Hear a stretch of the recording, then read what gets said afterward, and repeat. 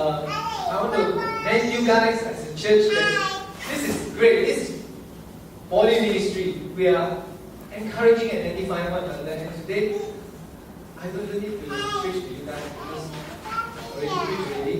And of course, this is, I believe, is Afro's last Sunday with us. Right? Am I right? Okay. Last Sunday before he goes away. And once again, we don't, he's not leaving us, but we send him off, okay, to be comfort of someone. Okay, we send him off. He has received and he has been blessed by the ministry of the church. And now we want him to wherever he's going, to bring that along with him. And today you'll get to hear Afro come and share these parting words. Prepare your tissue paper. Okay, welcome Afro. Come on, Afro.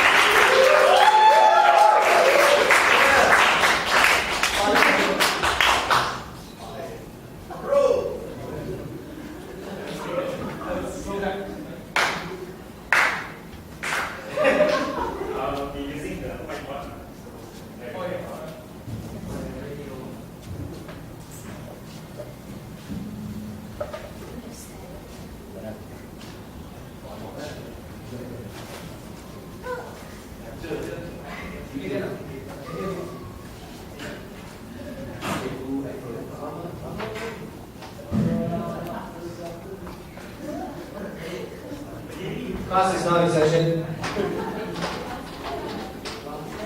Right. Morning, everyone. No brownie points for you. Today, my sermon is on what your average Joe.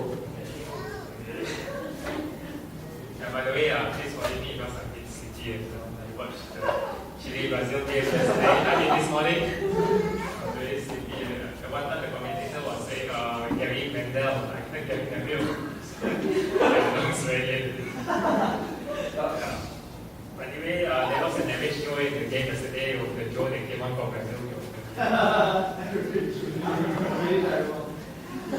Anyway, just to give you a brief background, the Joe I'm speaking here is about Joseph. I think a lot of you are familiar with the story of Joseph and his wife. But today,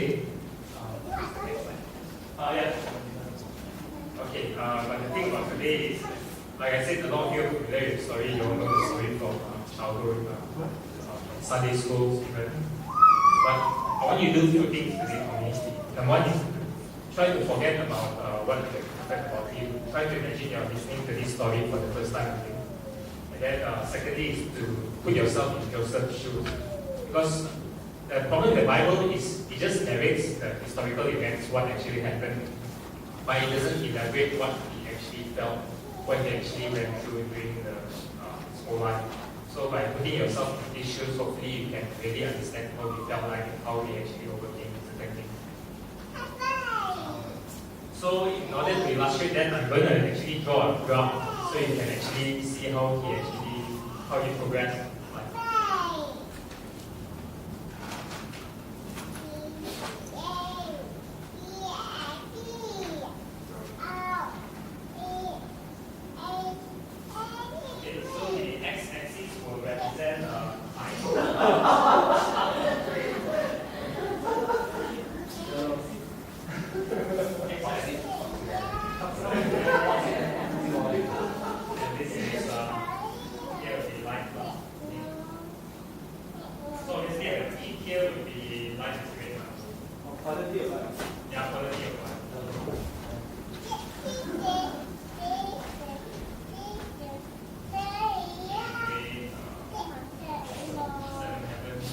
And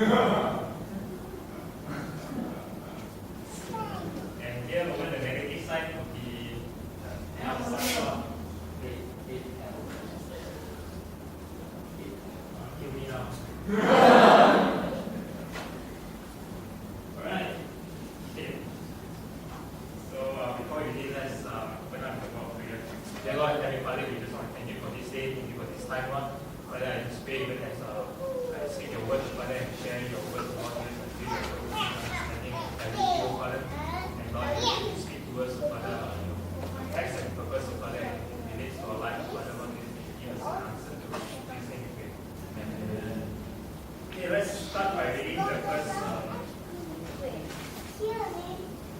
first passage.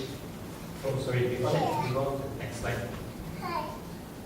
So in summary, we're actually going to go through three of Joseph's trials in his life. Number one is betrayal.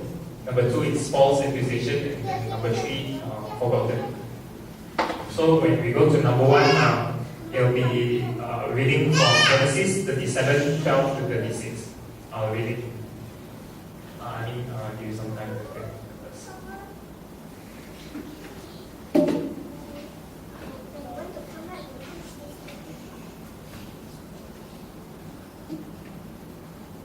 Okay, very good. Now his brothers had gone to graze their father's flock near Shechem, and Israel said to Joseph, "As you know, your brothers are grazing the flocks near Shechem. Come, I'm going to send you to them." "Very well." So he said to him, "Go and see if all is well with your brothers and with the flocks, and bring word back to me." Then he sent him off from the valley of Hebron. When Joseph arrived at Shechem, a man found him wandering around in the fields and asked him, "What are you looking for?" He replied, "I'm looking for my brothers. Can you tell me where they are grazing their flocks?" "They have moved on from here," the man answered. "I heard them say, 'Let's go to Dothan.'" So Joseph went after his brothers and found them near Dothan. But they saw him in the distance, and before he reached them, they plotted to kill him. "Here comes that dreamer," they said to each other. "Come now, let's kill him and throw him into one of these cisterns and say that a ferocious animal devoured him. Then we will see what becomes of his dreams." When Reuben heard this, he tried to rescue him from their hands. "Let's not take his life," he said. "Don't shed any blood. Throw him into the cistern here in the wilderness, but don't lay a hand on him." Reuben said this to rescue him from them and take him back to his father. So when Joseph came to his brothers, they stripped him of his robe, the ornate robe he was wearing, and they took him and threw him into the cistern. The cistern was empty, there was no water in it. As they sat down to eat their meal, they looked up and saw a caravan of Ishmaelites coming from Gilead. Their camels were loaded with spices, balm, and myrrh, and they were on their way to take them down to Egypt. Judah said to his brothers, "What will we gain if we kill our brother and cover up his blood? Come, let's sell him to the Ishmaelites and not lay our hands on him. After all, he is our brother, our own flesh and blood." His brothers agreed. So when the Midianites merchant came by, his brothers pulled Joseph up out of the cistern and sold him for 20 shekels of silver to the Ishmaelites, who took him to Egypt. When Reuben returned to the cistern and saw that Joseph was not there, he tore his clothes. He went back to his brothers and said, "The boy isn't there. Where can I turn now?" Then they got Joseph's robe, slaughtered the goat and dipped the robe in the blood. They took the ornate robe back to their father and said, "We found this. Examine it to see whether it's your son's robe." He recognized it and said, "It's my son's robe. Some ferocious animal has devoured him. Joseph has surely been torn to pieces."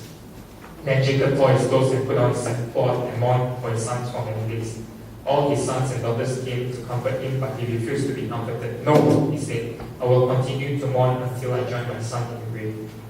So his mother wept for him. Meanwhile, the Midianites sold Joseph in Egypt to Potiphar, one of Pharaoh's officials, the captain of the guard. So, to understand this, you need to know where was Joseph standing in life. What do you think? Where he was? Number one, he was quite a rich man's son. His father, Jacob, he said that he had a lot of men and women servants and a lot of possessions. So much so that Esau, his brother, had to move away because the land couldn't contain how much livestock they had. And number two, he was the favorite son of Jacob. So that I will put him somewhere. Let's look up. Maybe somewhere here. Okay. And at this point, he was probably 17 years old.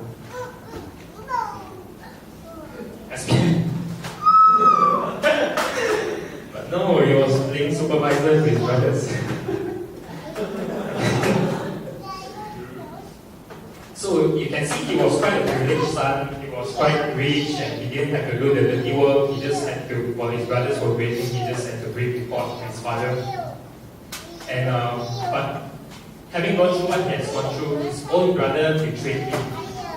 I mean, that is quite sad. I mean, have you had your own flesh and blood betray you? I mean, like you, have I betrayed you? I don't answer that. Yeah. Yeah, try to put yourself in Joseph's shoes and think of a time, maybe not your sibling or your brother or sister, but probably a good friend that's betrayed you. How does that make you feel? I mean, this is your own flesh and blood, although it's a half brother, but I mean, can you imagine if Aaron betrayed you and sold you off somewhere? That would suck. For me, I can remember last time in school, when we were having exams, you know, when it's exam time, then they have to put the tables further apart. Right? So because my name was A, I was always like outside of the class. And then when it's outside of the classroom, right, there's a lot of freedom to look up references. Okay, I'm not proud to say this, but yeah, that's what I did. And the friend behind me came and told me after the class, I mean, he was quite a close friend, and he said, I'm going to report you to the teacher. And I was like, hey, come on, man. Oh, your friends. You want the answers? I would have given you. Oh, you have given answers. Yeah, so I felt very betrayed at the time. I can't remember what happened next.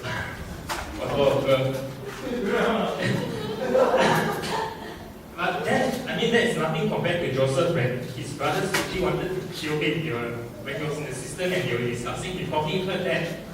He couldn't believe it. I can't believe it for brothers. Yeah, I know I'm a prick, but why to kill me, right? So, I mean, it's quite unthinkable. I mean, if I put myself in these shoes, I think I would be very down to find that out. And the very fact that they actually sold him off, that doesn't make it any better. And then let's move on to the next one. Okay. And then next you can see, so looking back at the graph, he was a rich man's son at 17 years of age, but he was sold off to the Midianites. Here, right, 0, this is the baseline, but it's just normal cruising. But then, suddenly you're sold off as a slave. I think you will probably give something here. So from here, the rich man's son suddenly he dropped down, become a slave. Slave, okay. Bring it lower. Okay. Go enough? Okay?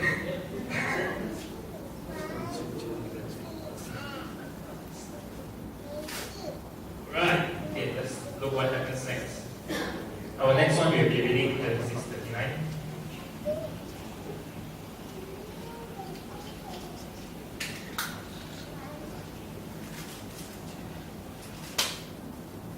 Now Joseph had been taken down to Egypt. Potiphar, an Egyptian who was one of the Pharaoh's officials, the captain of the guard, brought him from the Ishmaelites who had taken him there. The Lord was with Joseph so that he prospered, and he lived in the house of his Egyptian master. When his master saw that the Lord was with him and that the Lord gave him success in everything he did, Joseph found favor in the eyes and became his attendant. Potiphar put him in charge of his household and he entrusted to his care everything he owned. I can see his time in Potiphar's house, although he was quite bad, he was a slave and all, but because God was with him, you can see he was promoted to an attendant and became the second man in charge. So if you look, probably life got better for him.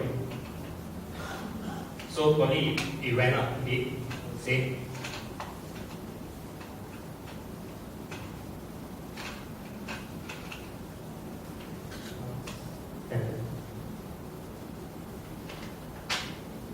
Okay, let's continue reading. From time to time, he put him in charge of his household and of all that he owned. The Lord blessed the household of the Egyptian because of Joseph. The blessing of the Lord was on everything Potiphar had, and had both in the house and in the field. Verses 6. So Potiphar left everything he had in Joseph's care with Joseph in charge. He did not concern himself with anything except the food he ate. Now Joseph was well-built and handsome. And after a while, his master's wife took notice of Joseph and said, "Come to bed with me." But he refused. With me in charge, he told her, my master does not concern himself with anything in the house. Everything he owns, he has entrusted to my care. No one is greater in this house than I am. My master has withheld nothing from me except you, because you are his wife. How then could I do such a wicked thing and sin against God? And though she spoke to Joseph day after day, he refused to go to bed with her or even be with her. One day he went into the house to attend to his duties, and none of the household servants was inside. She caught him by his cloak and said, "Come to bed with me." But he left his cloak in her hand and ran out of the house. Verse 13. When she saw that he had left his cloak in her hand and had run out of the house, she called her household servants. "Look," she said to them, "this Hebrew has brought us to make a sport of us. He came in here to sleep with me, but I screamed. When he heard me scream for help, he left his cloak beside me and ran out of the house." She kept his cloak beside her until his master came home. Then she told him this story, that Hebrew slave you brought us, came to me to make sport of me. But as soon as I screamed for help, he left his cloak beside me and ran out of the house. When his master heard the story, his wife told him, saying, "This is how your slave treated me." He burned with anger. Joseph's master took him and put him in prison, the place where the king's prisoners were confined. But while Joseph was there in the prison, the Lord was with him. He showed him kindness and granted him favor in the eyes of the prison warden. So the warden put Joseph in charge of all those held in the prison, and he was made responsible for all that was done there. The warden paid no attention to anything under Joseph's care, because the Lord was with Joseph and gave him success in whatever he did. Can we move to the next slide? Right, I think this is probably how Joseph looked like, because they say he was well built and handsome. Okay, eyes here. Okay, next slide. This was probably his response when she asked him.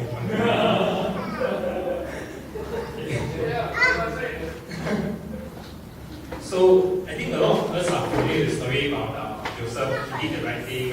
He didn't fall into temptation. But what he didn't realize is how he actually felt. Because come on, I did the right thing for you, God. I wanted you by doing the right thing. I didn't sleep with her. But yet, why do I get punished for this? I'm falsely accused in this sense. And it's kind of like what Jesus went through.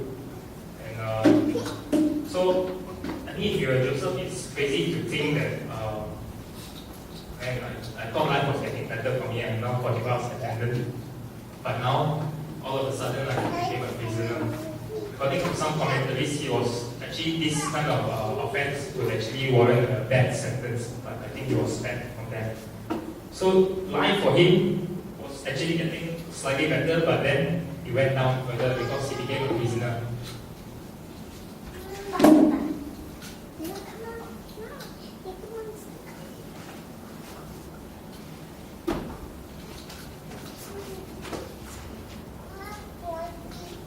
So have you asked yourself, have you ever come to a situation where you actually did something right for God? You honored God by doing the right thing. You made the right choices, but then things backfired for you. You were falsely accused or something bad happened to you.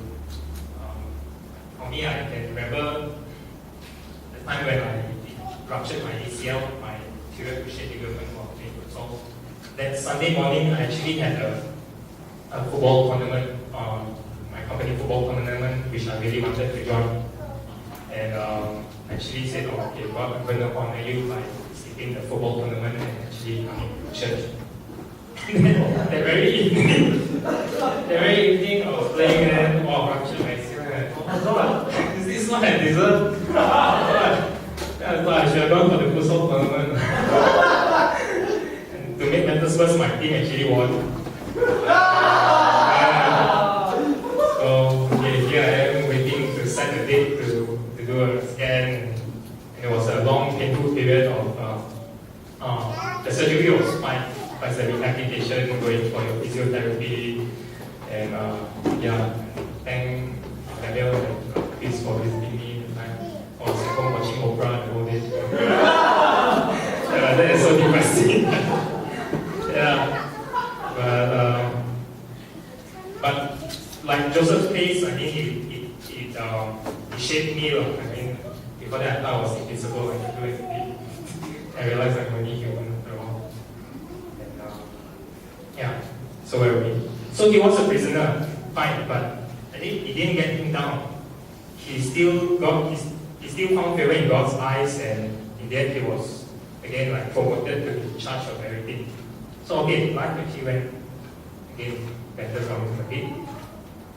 But nonetheless he was still a prisoner, so he wouldn't go back to where he was before. Just go PIC lah, person in charge.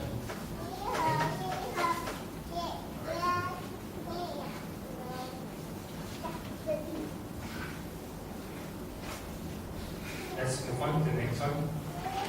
We're going to read from Genesis 40 to 41 verse 1.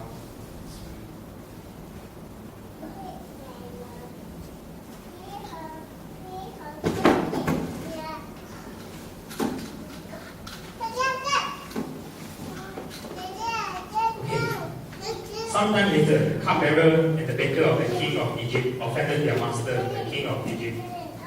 Pharaoh was angry with his two officials, the chief cupbearer and the chief baker, and put them in custody in the house of the captain of the guard, in the same prison where Joseph was confined. The captain of the guard assigned them to Joseph, and he attended them. After they had been in custody for some time, each of the two men, the cupbearer and the baker of the king of Egypt, who were being held in prison, had a dream the same night, and each dream had a meaning of its own. When Joseph came to them the next morning, he saw that they were rejected. So he asked Pharaoh's officials who were in custody with him in his master's house, "Why do you look so sad today?" "We both had dreams," they answered, "but there is no one to interpret them." Then Joseph said to them, "Do not interpretations belong to God? Tell me your dreams." So the chief cupbearer told Joseph his dreams. He said to him, "In my dream I saw a vine in front of me, and on the vine were 3 branches. As soon as it budded, it blossomed, and its clusters ripened into grapes. Pharaoh's cup was in my hand, and I took the grapes, squeezed them into Pharaoh's cup, and put the cup in his hand. This is what it means," Joseph said to him. The 3 branches are 3 days. Within 3 days, Pharaoh will lift up your head and restore you to your position, and you will put Pharaoh's cup in his hand, just as you used to do when you were his cupbearer.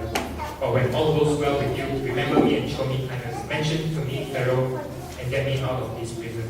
I was possibly carried off from the land of the Hebrews, and even here I have done nothing to deserve being put in the dungeon." When the chief baker saw that Joseph had given a favorable interpretation, he said to Joseph, "I too had a dream. On my head were 3 baskets of grain. In the top baskets were all kinds of baked goods for Pharaoh, but the birds would eat them out of the basket on my head. This is what it means," Joseph said. "The 3 baskets are 3 days. Within 3 days, Pharaoh will lift off your head and impale your body on the pole, and the birds will eat your flesh." Now the 3rd day was Pharaoh's birthday, and he gave a feast for all his officials. He lifted up the heads of the chief cupbearer and the chief baker in the presence of his officials. He restored the chief cupbearer to his position, so that he once again put the cup into Pharaoh's hands, but he impaled the chief baker, just as Joseph had said to them in his interpretation. The chief cupbearer, however, did not remember Joseph. He forgot him. Alright, Genesis 41. Verse 1. When 2 full years had passed, Pharaoh had a dream. Okay, you see here, I have a problem with Genesis 41 verse 1 because it's just one sentence that mentioned that 2 years has passed. 2 years, I don't know for you, but it's a very long time. And can you imagine how Joseph must have felt? Probably down again. Just when he thought this was his opportunity to be free.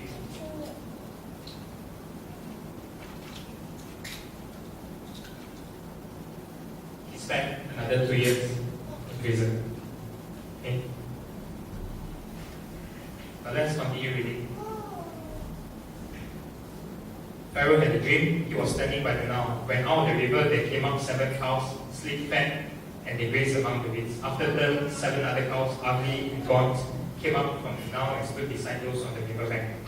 And the cows that were ugly and gaunt ate up the 7 sleek fat cows. Then Pharaoh woke up. He fell asleep again and had a second dream. 7 heads of grains, healthy and good, were growing on a single stalk. After that, 7 other heads of grain sprouted, keen and scorched by the east wind. The 10 heads of grain swallowed up 7 healthy full heads. Then Pharaoh woke up. He had been a dream. In the morning, his mind was troubled. So he sent to all the magicians and wise men of Egypt. Pharaoh told them his dream, but no one could interpret them for him. Then the chief cupbearer said to Pharaoh, "Today I am reminded of my shortcomings. Pharaoh was once angry with his servants and he imprisoned me and the chief baker in the house of the captain of the guard. Each of us had a dream the same night, and each dream had a meaning of its own. Now a young Hebrew was there with us, a servant of the captain of the guard. We told him our dreams and he interpreted them for us, giving each man the interpretations of his dreams. And things turned out exactly as he interpreted them to us. I was restored to my position and the other man was killed. So Pharaoh sent Joseph, and he was quickly brought from the dungeon. When he had shaved and changed his clothes, he came before Pharaoh. Pharaoh said to Joseph, "I had a dream and no one can interpret it, but I heard it said of you that when you hear a dream, you can interpret it." "I cannot do it," Joseph replied to Pharaoh, "but God will give Pharaoh the answer he desires." Then, okay, we are going to skip this. Pharaoh told him the same thing. And I'm going to go to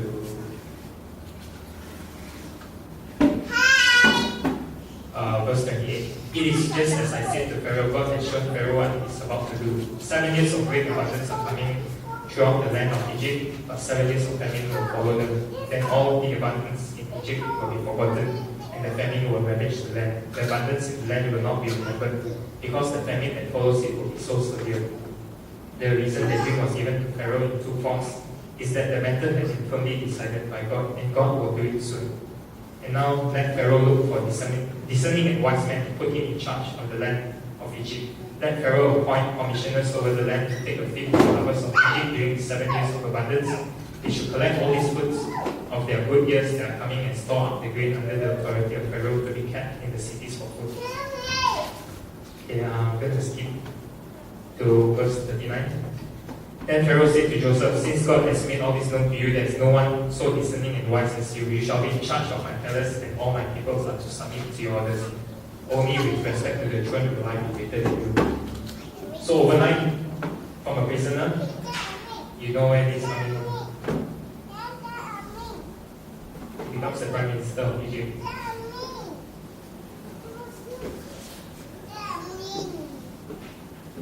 So it's interesting because you look at the level of disappointment that he faced, right? I mean, he faced the first one, which is from a rich man's son, the spoiled bread to a slave.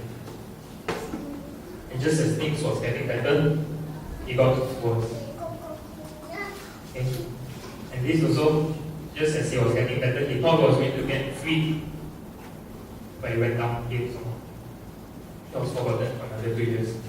Okay?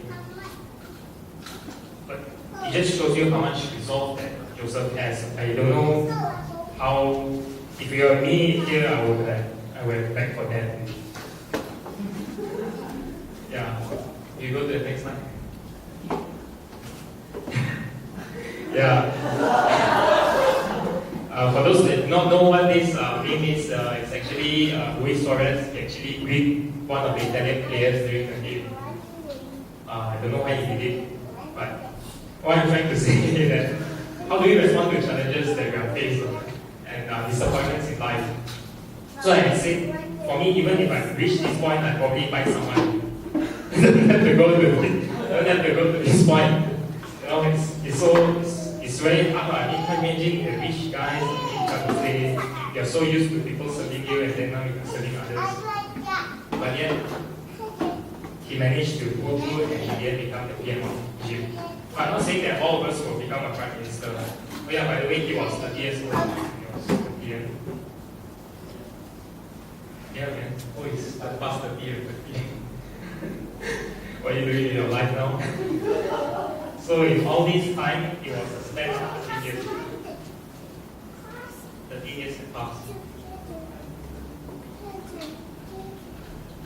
Who do you know from a prisoner became a prime minister? I only know of two guys.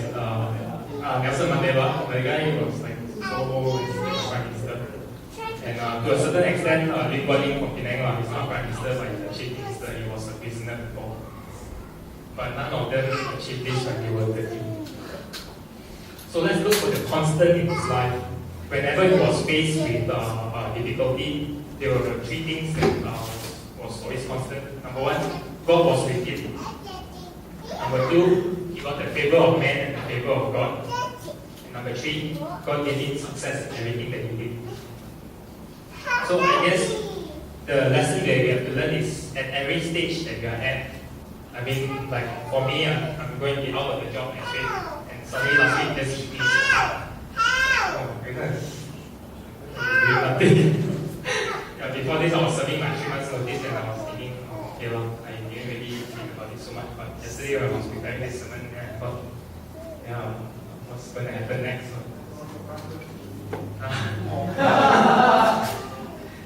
There's still World Cup, but after World Cup, then what's next? More life after World Cup. Okay, so yeah, but I'm encouraged by reading Joseph's life because certain things are out of his control. Okay, so he's a slave. He can't get out of being a slave, but what he can do is he can make the best out of it. He probably say, I'm a slave, okay, but I'm going to be the best slave there is. I'm going to learn how to do things. I'm going to learn how things run and prove myself to my boss. Okay. I mean, this could be a situation in life as well. I mean, you're having a difficult time, having challenges at work or anything, but I want to say to you, it's an opportunity for you to learn. And it actually built him up for later years because when he was in charge of little things, they saw that he had capabilities, they gave him more things to be in charge of. Similarly, when he was in a prisoner, he thought, okay, fine, I'm serving my sentence. I do not know when I'll be released. I'll probably be here for the rest of my life. But I'm going to be the best prisoner there is. So much so that he became the prisoner in charge. He got favor from the eyes of the warden. And the warden left everything in charge of him. What I'm coming at is, certain things might be out of our control that we can't determine it. So why sad about it? He was a prisoner, but he couldn't do anything about it. All he could do was do his best in his current situation. And true enough, God was there for him. So just imagine, he was a prisoner here, and then when the cupbearer actually forgot about him, and the cupbearer told Pharaoh about his dream, what would have Joseph have gotten? He would have just been released. And probably just in this month, he returned back to his father, back to the rich man's son. But God had greater plans for him. But you see, he had to wait a full 2 years,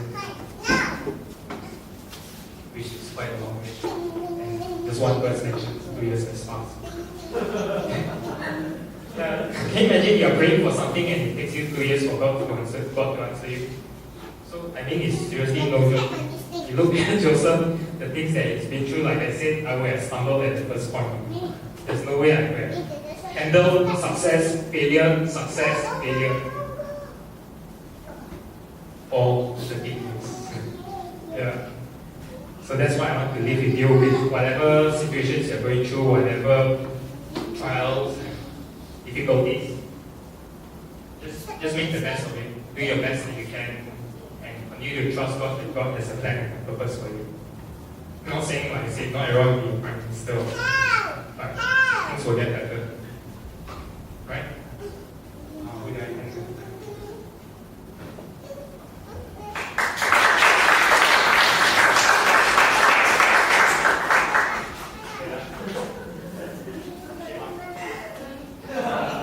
Sign your name on that. Right. Hey, just remain here with you. Yeah. I want to send you off with prayer, blessings, church, all the things to follow you. Most of the time, being unemployed, house husband. I know what it feels like.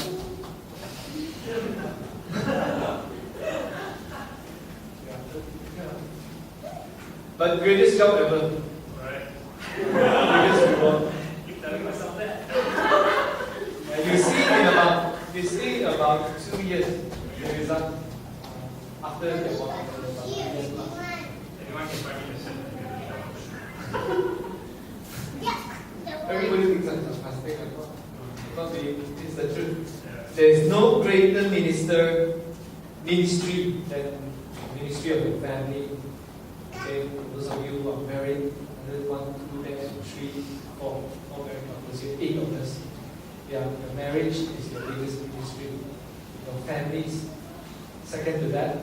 Then after that, you can line some up whatever you like. Okay, but this one doesn't move. Your wife first, or your husband first, then your children. All right. Right now, is our Judas. He's our treasurer. He's leaving us, but most of all, a good friend, church member. Yeah, so we want to pray for him. So I would like to invite anyone who wants to come and lay hands, and I will say, guys, please come. Anyone can come. So why don't you come in front of me so that don't traffic them. I want to pray for people. Yeah, everyone can come. The Christian just come. If you can't reach Afro, just current, ask for current. You can stand in front of him. So I think you take Derek to stand in front of him first. Otherwise, we want to pray for him. We want to send him off with God's greatest blessings. Not only him, but Subi as well. Even though she's not here in person, the Spirit lives on here. She's here, in our hearts, Alright, so maybe at this point, I'd like you to ask Melody, can you come and pray for Subi first, and I'll pray for her.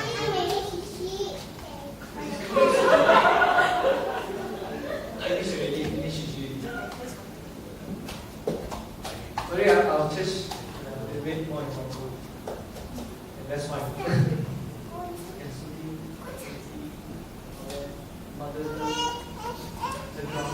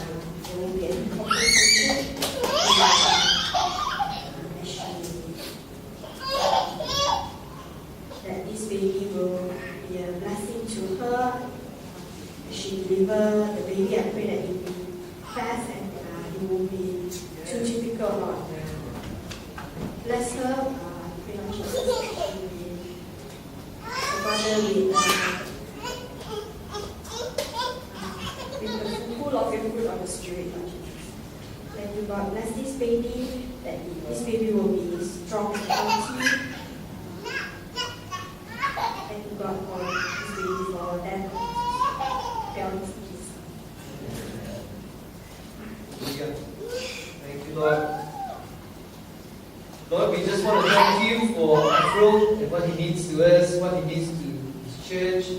Thank you for bringing him into our lives and making our lives richer with his friendship, with his presence, with his fellowship, with his presence as well. So right now, even as he goes away with that, we know that we thank you that we can still be in touch. Thank you that we can still pray for one another, even though physically we are apart. We're still in your family, God. And we thank you that we can have a holiday house somewhere to stay when we visit Mary. We thank you for this relationship that we have. God, I pray that even though at this moment we're going separate ways, God, that when we meet together again, we will give great testimonies to one another, that we will continue to build up one another's life this way as well, God. Even as we see one another, even on Facebook, and Andrew sharing his life on Facebook, God, I pray that you continue to foster this relationship with God.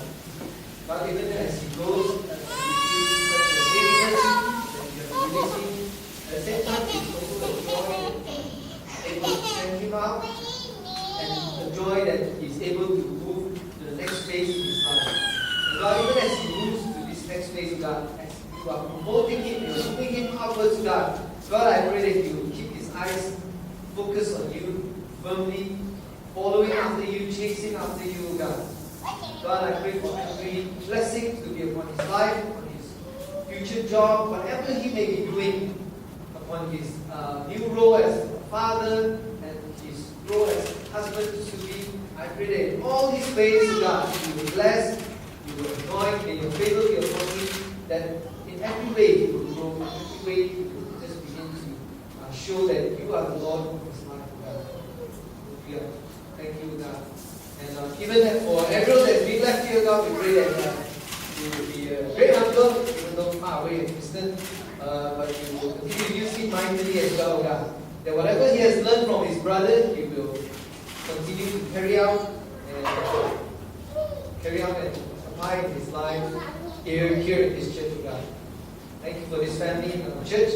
And even as we go right now, we speak blessing to God on them. May the Lord bless you and keep you. May the Lord make his face shine on you and be gracious to you. May the Lord lift up his countenance upon you. Bless you. And